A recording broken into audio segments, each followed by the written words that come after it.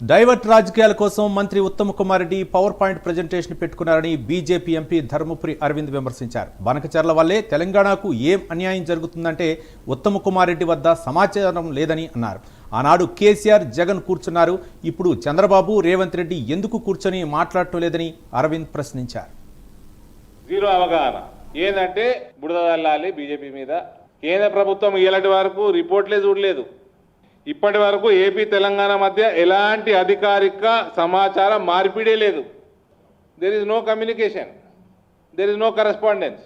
But this fellows want to do politics in the direction of KCR. ఇలా ఇప్పుడు ఎవరన్నా నేను ఇది కూడా అడిగిన ఉత్తమ్ కుమార్ రెడ్డి, మీ ముఖ్యమంత్రి అక్కడ ముఖ్యమంత్రి సిబిఎన్కి శిష్యుడు, ప్రియమైన శిష్యుడు, ఆయన కాలేజీలనే చదువుకున్నా అని మీ ముఖ్యమంత్రి అన్నాడు. ఎవరన్నా మీటింగ్ చేసుకుంటా అంటే ఆపినరా? ఆ మీటింగు జరగలేదు. ఎటువంటి నష్టం జరుగుతుందో సిబిఐకి చెప్పిండా రేవంత్? ఆయన గురుగారికి చెప్పుకున్నాడా? అది చెప్పలేదు. లిఖితపూర్వకంగా ఇయ్యలేదు.